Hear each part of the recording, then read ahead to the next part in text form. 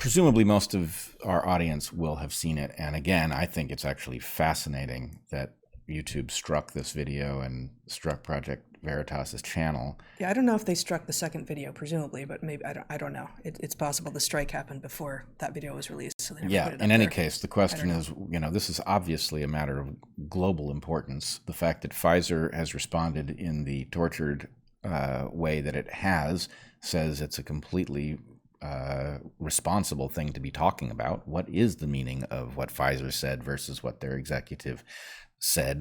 What are we to understand that they are actually doing, and how okay should we be with it? Is it within the law? Right? Is it tolerable?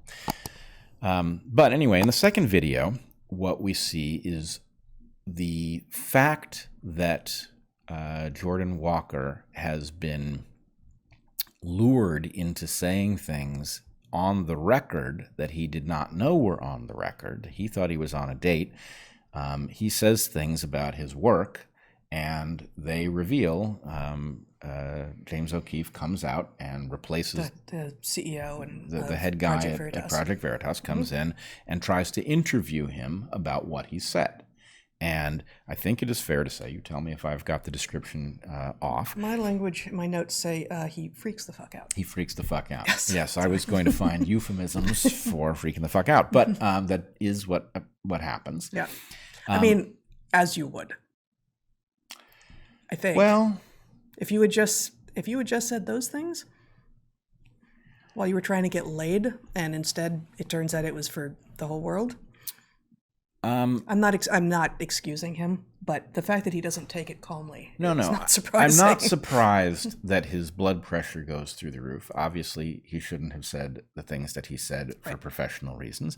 Obviously, the things he is reporting are disturbing in and of themselves. As he says, as he's telling his date these things, he keeps saying, "You're not going to say anything, don't tell right? anybody." You promise." Yep. Right. So it's not surprising that his mind is going a mile a minute. However, his reaction is very, very telling, I think. Okay. So I think we have not mentioned, because so far it has not been relevant. He is black. It is implied by what we have said that he is gay. He is on a gay date. His reaction involves a tremendous amount of drama. And his trying out various different approaches to somehow rewrite the history of what's happened here. And he calls the police, and he says to them. Well, he calls the police. Before the police arrive, he says to them on the phone. Oh, on the phone. They never see him in person. I think before he calls the police, he says that he was lying. In fact, it's his first instinct is to say, "I was lying." And that doesn't change O'Keefe's approach. Then he says, "You're in trouble. You screwed up." Right. But then on the phone with the police, the thing that is maybe the most remarkable is he says, "I'm surrounded by 5 white men." No one has mentioned race at all. Right. It's true. I mean, we can't see all of them, but presumably he's correctly identified their race.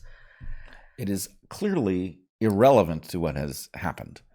But it is a very interesting phenomenon to have emerged here. Oh, hold on. We haven't. So if you haven't seen it, they're in a restaurant. Yeah. And so the restaurant staff are there, and also Walker somehow blocks the door or locks the door. It's a little bit unclear exactly who did it, what happened. But the restaurant staff want everyone to get out of there because this isn't good for business. And Walker insists that, the 5 white men, of which he is supposedly scared or something, according to what he says to the police, they must stay there. It's absolutely mandated that they stay there. Right. And in fact, he says that so he's not surrounded. They are making him unsafe. Yeah. He says that. Okay. So when I saw that, I thought, wait a minute, maybe this is despite the fact that the biology that he reports doesn't make any sense, maybe this is a big story, but it's not the story that Project Veritas thinks it has. Maybe this is a story of incompetence and diversity, equity, and inclusion. Because the point is, on the one hand, he has said lots of biological things that don't add up, okay? And on the other hand, he's in this reasonably high position at Pfizer, responsible in some way for something about mRNA, the exact topic on which he's saying things that don't add up.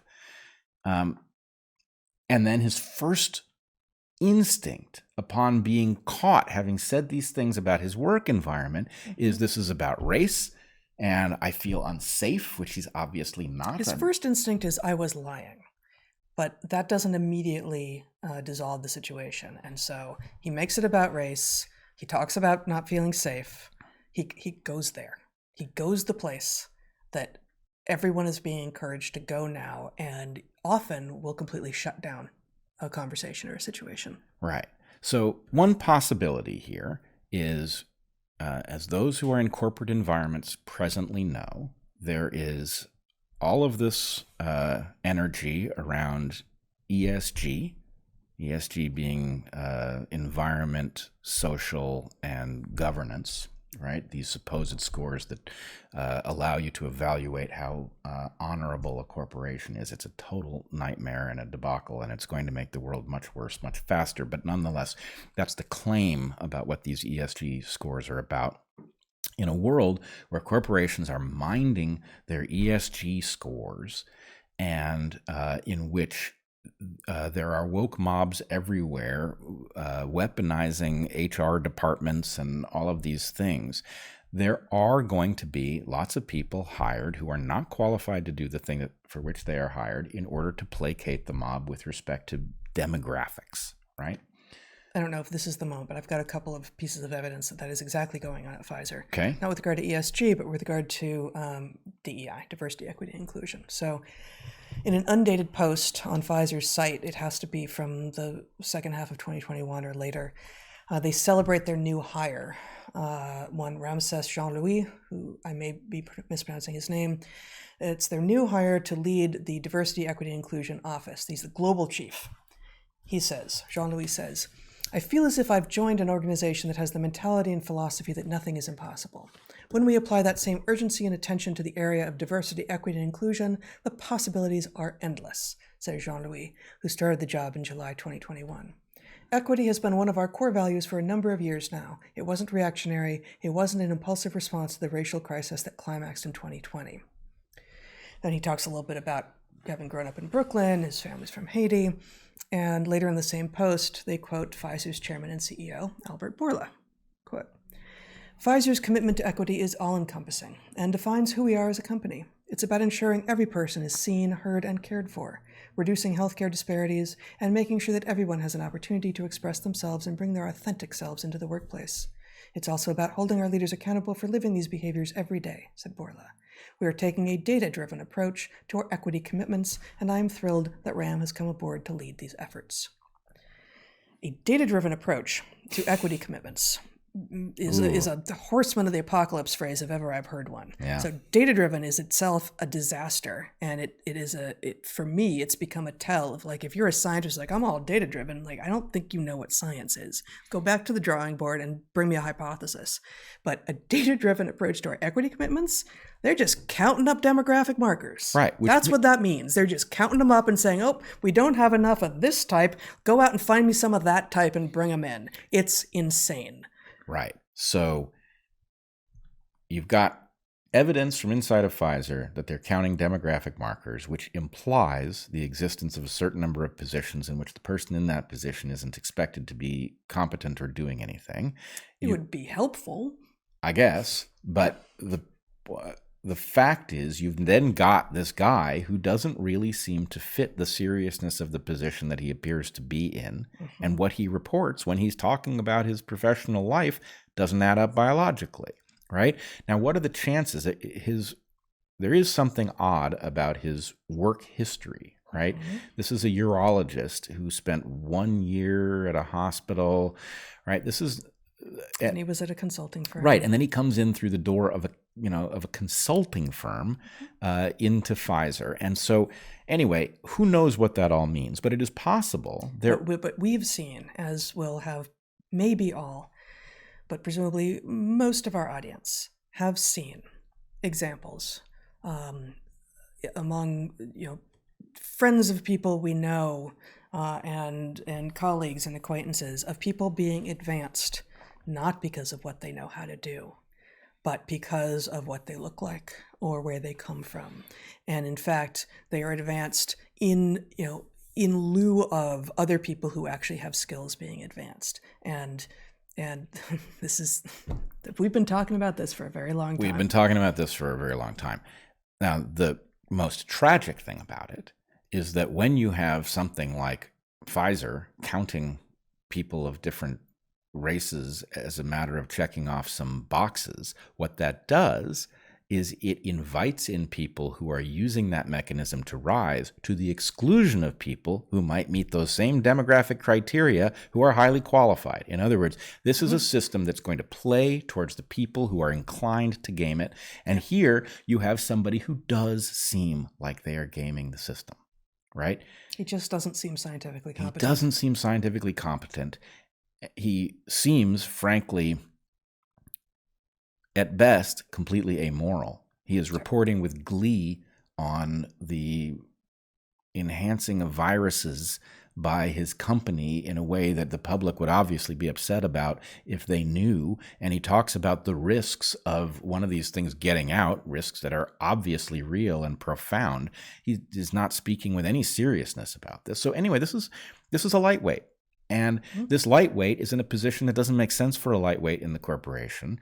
And then his first instinct upon being caught having said things he shouldn't have is to resort to, these are white men, I feel unsafe. So the point is, this does seem like somebody who games systems. And this point, he's trying to use the police to get himself out of having said stuff that was irresponsible.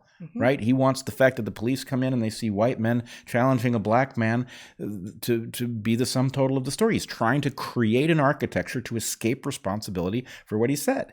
So, all right, now we've got two questions on the table. It is possible that he is incompetently reporting about biology taking place inside of Pfizer in a way that is informative in some fashion, but hard to parse because it doesn't make sense.